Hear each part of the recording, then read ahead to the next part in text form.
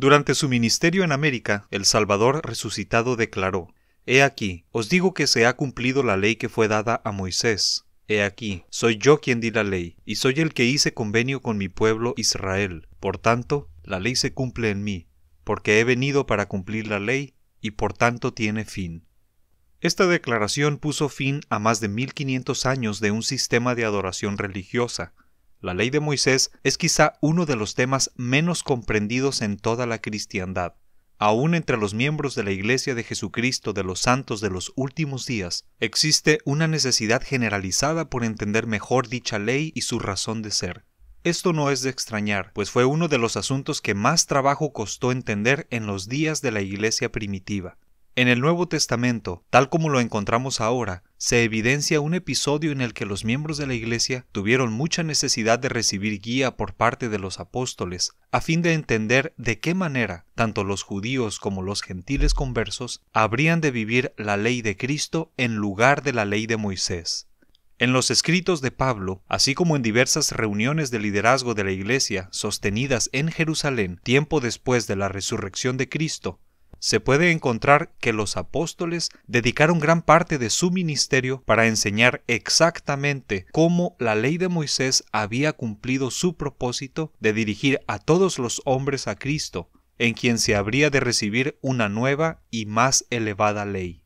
Dedicaremos entonces este episodio para estudiar en lo general el origen y destino de la ley de Moisés. Este es el episodio número 22. Y antes de comenzar te invito a que te quedes hasta el final del episodio. ¡Comenzamos!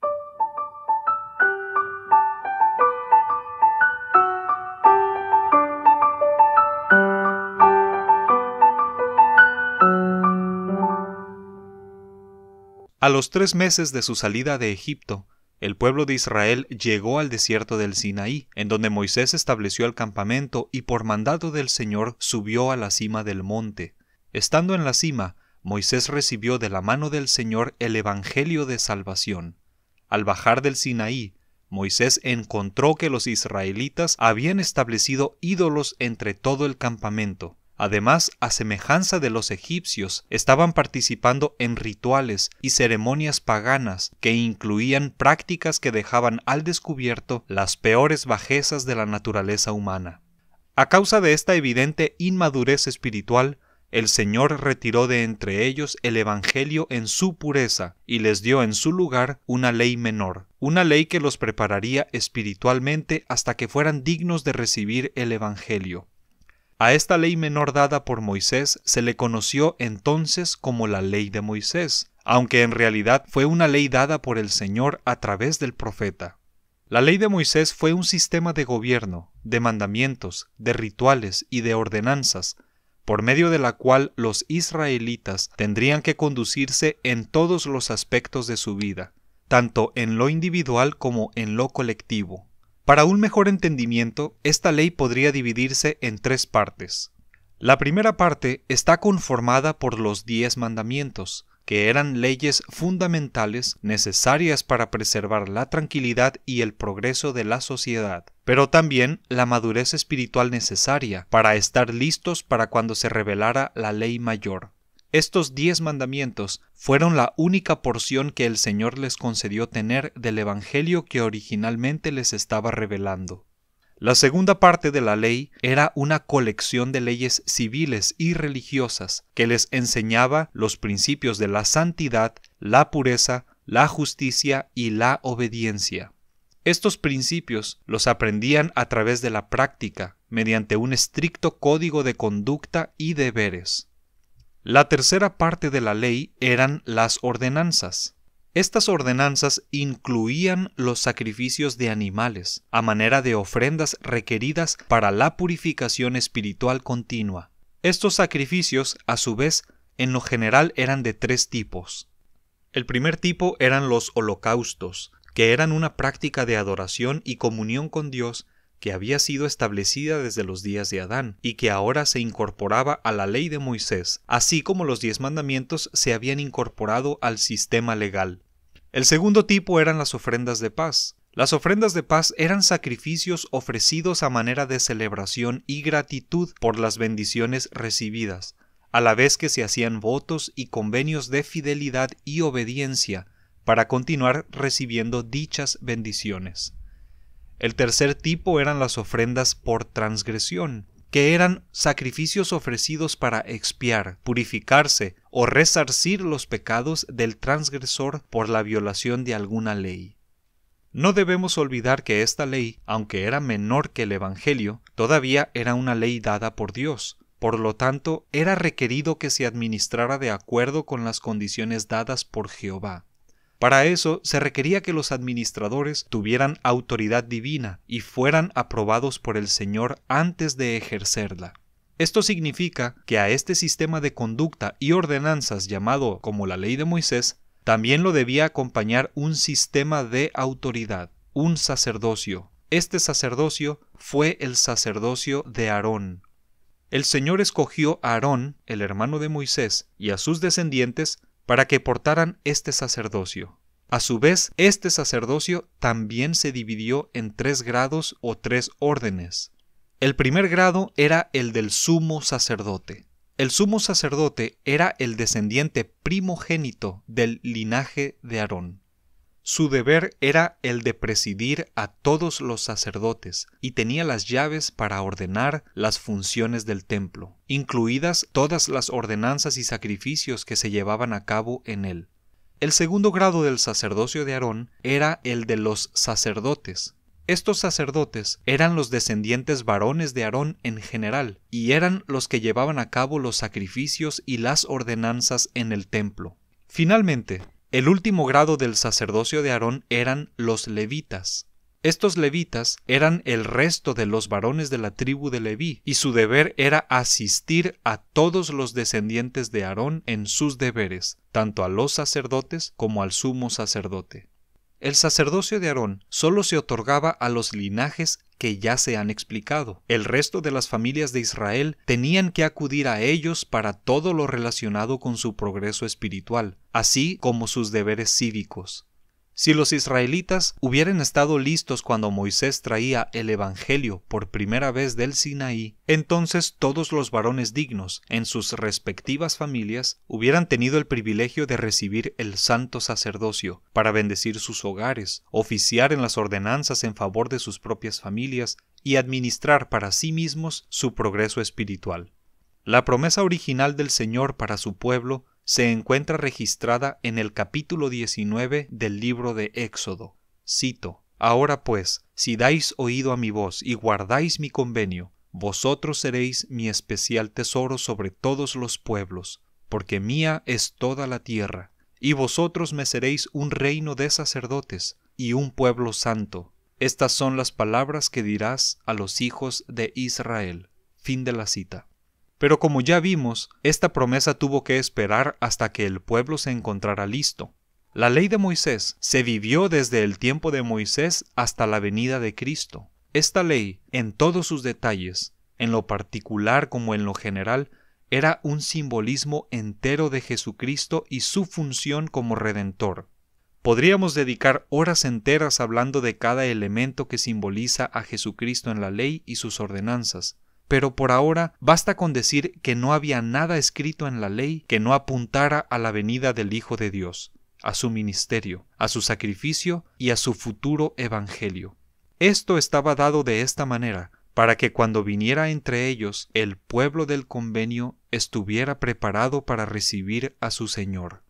Si no entendemos la ley de Moisés y su propósito, es imposible apreciar claramente el significado y trascendencia del Sermón del Monte y las bienaventuranzas, o la evolución de las ordenanzas y prácticas menores a las mayores, como pasar del sacrificio de animales a la Santa Cena, del bautismo de la ley de Moisés al bautismo del Evangelio de Jesucristo, de la observancia del día de reposo en el último día de la semana a la observancia del día de reposo en el primer día de la semana, y muchos ejemplos más. En el libro de Mormón, el Señor le reveló a Lehi el conocimiento completo del Salvador y su Evangelio. Por lo tanto, todos los descendientes de Lehi fueron bendecidos con el conocimiento del Evangelio desde el principio de su historia.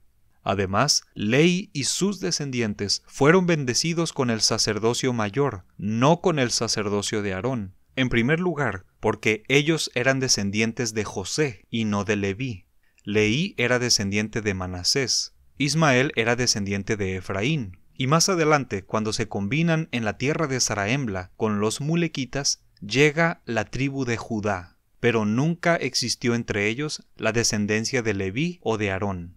Y en segundo lugar, porque ellos entendían el Evangelio y sus doctrinas más elevadas. No obstante que los nefitas siempre comprendieron el Evangelio, les era requerido vivir la ley de Moisés como un requisito temporal, hasta que ésta fuera cumplida. Por lo tanto, los nefitas administraban la ley de Moisés con el sacerdocio de Melquisedec y no con el sacerdocio de Aarón.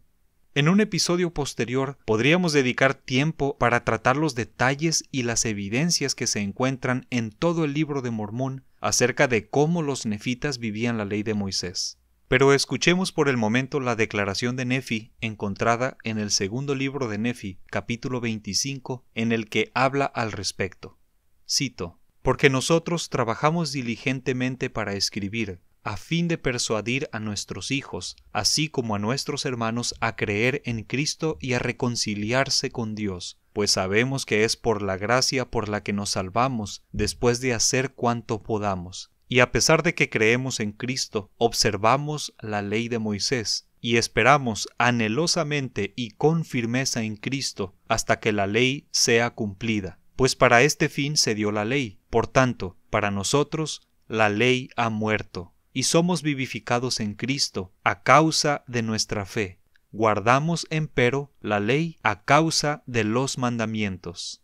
Y hablamos de Cristo, nos regocijamos en Cristo, predicamos de Cristo, profetizamos de Cristo, y escribimos según nuestras profecías, para que nuestros hijos sepan a qué fuente han de acudir para la remisión de sus pecados. Por lo tanto, hablamos concerniente a la ley, para que nuestros hijos sepan que la ley ya no rige, y entendiendo que la ley ya no rige, miren ellos adelante hacia aquella vida que está en Cristo, y sepan con qué fin fue dada la ley, y para que después de cumplirse la ley en Cristo, no endurezcan contra él sus corazones cuando la ley tenga que ser abrogada». Fin de la cita. Cuando el Salvador y Redentor del mundo entregó su vida, el velo que cubría la parte más sagrada del templo de Jerusalén se rompió de lado a lado. Este era un templo que se administraba bajo la ley de Moisés, con la autoridad de Aarón, y ese velo cubría el lugar al que sólo podía ingresar el sumo sacerdote primogénito descendiente de Aarón. Con la rotura de este velo, lo que en otro tiempo era santo quedó simbólicamente expuesto a la vista de todo el pueblo como una muestra tangible de que la ley en su totalidad, aún en lo más sagrado y solemne, había sido enteramente cumplida, y que ahora era tiempo de vivir una ley mayor, con mandamientos más elevados y con promesas más profundas. Las epístolas del apóstol Pablo están repletas de explicaciones de una u otra manera, con muchas figuras literarias, tratando de hacer entender a sus conversos que la ley de Moisés ya había dejado de existir y que ahora era por la gracia de Jesucristo, es decir, por su poder redentor, por su misericordia y por su evangelio, que todos podían ser salvos, si se cumplían las condiciones puestas por el Salvador mismo. Por esta razón, la declaración del Cristo resucitado en América en cuanto al cumplimiento de la ley de Moisés es tan significativo, porque anunciaba una nueva era en el proceso de salvación del género humano. Por esta razón, instituyó la Santa Cena. Por esta razón, dio autoridad para bautizar nuevamente. Aunque previamente ya había bautismos, en esta ocasión los bautismos se harían bajo un nuevo convenio, con nuevos términos y con propósitos más eternos. Por esta razón también pidió que cesaran las contenciones en cuanto a cómo se llamaría su iglesia, y dejó en claro que su iglesia debía ser llamada por su nombre y no por el nombre de Moisés ni el de ningún otro hombre. Habría mucho que decir al respecto, sin embargo, lo dejaremos para ocasiones futuras. Gracias por acompañarme en un episodio más de este podcast. Les invito a suscribirse al canal y a activar la campanita para que no te... Antes de concluir, te regalo una escena postcréditos. Pon atención. La ley de Moisés se vivió desde los días de Moisés hasta Jesucristo. Durante su ministerio, Jesucristo predicó su evangelio, y este empezó a vivirse después de su resurrección. Luego vinieron los días de la gran apostasía y todo se perdió. Pero en los últimos días, el Señor llamó a José Smith, y el evangelio de Jesucristo fue restaurado nuevamente, y se vive y se vivirá hasta el fin de los tiempos. Entonces, la pregunta es, ¿qué doctrina o qué sistema se vivía desde los días de Adán hasta Moisés? Interesante pregunta, ¿verdad? Por haberme soportado hasta el fin del episodio, te doy la respuesta. Desde los días de Adán hasta Moisés se vivió el Evangelio. Así es, ese mismo Evangelio era el que el Señor le había revelado a Moisés en primer lugar. Pero debido a las razones que ya hemos explicado, el Señor lo retiró de la tierra e introdujo en su lugar la ley de Moisés. Si quieres saber más acerca de cómo se administraba el Evangelio en los tiempos de Adán a Moisés, te invito a que escuches el episodio 15 de este podcast. Ahora sí, hasta la próxima.